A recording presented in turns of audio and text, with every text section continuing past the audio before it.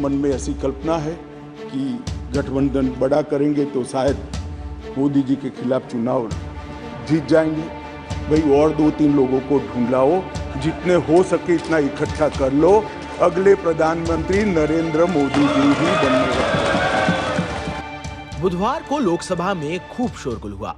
विपक्ष मोदी सरकार के खिलाफ अविश्वास प्रस्ताव पेश कर रहा था। इसके साथ ही राहुल गांधी संसद में वापसी के बाद अपना पहला भाषण दे रहे थे। राहुल ने मोदी सरकार पर कई संगीन आरोप लगाए, जिसके चलते संसद में गहमागहमी बढ़ गई। लेकिन सत्ता पक्ष की तरफ से बोलते हुए केंद्रीय गृह मंत्री अमित शाह राहुल पर भारी पड़ गए। शाह ने कांग्रेस नेता के हर आरोप का ठोस जवाब दिया और उनकी बोलती बंद कर दी। शाह ने बुधवार को लोकसभा में विपक्ष के अविश्वास प्रस्ताव पर बोलते हुए राहुल गांधी पर कटाक्ष किया।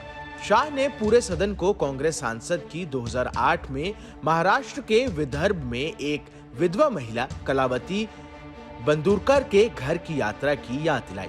ऐसे में अमित शाह का ये बयान सोशल मीडिया पर ट्रेंड होने लगा। इसके साथ ही लोग ये सवाल भी पूछने लगे कि आखिर कौन है कलावती। आइए विस्तार में जानते हैं। अमित शाह ने कहा कि इस सदन में एक नेता है जिनका राजनीतिक करियर अब तक 13 बार लॉन्च हो चुका है। सभी 13 प्रयास विफल रहे हैं। मैंने इस सदन में एक लॉन्च देखा है। इस नेता ने एक कम भाग्यशाली महिला कलावती के घर का दौरा किया और उनके घर पर भोजन किया। इसके बाद उन्होंने सदन में गरीबी और उनकी कठिनाइयों के बारे में बात की। इसके बाद उनकी सरकार 6 साल तक सत्ता में रही। मैं पूछना चाहता हूं कि आपने उनके लिए क्या किया। शाह ने कहा कि मोदी सरकार ने उन्हें घर, बिजली, गैस, राशन और शौचालय दिया। दरअसल कलावती विदर्भ के यवतमाल जिले के जलका गांव की रहने वाली है। वो 2008 में तब सुर्खियों में आई जब राहुल गांधी ने अपने संसद भाषण में उनका जिक्र किया। कलावती के पति एक किसान थे। उन्होंने 2005 में कर्ज नहीं चुकाने के कारण आत्महत्या कर ली थी। राहुल गांधी के बयान के बाद कलावती पोस्टर वुमेन बन गई थी। इसके बाद सुलभ इंटरनेशनल ने कलावती को 36 लाख रुपए देने की घोषणा की थी। पहली किश्त के तौर पर 6 लाख रुपए का भुगतान भी किया गया था। कलावती 8 बच्चों की मां थी। उनके 2 बच्चे पहले ही मर चुके थे।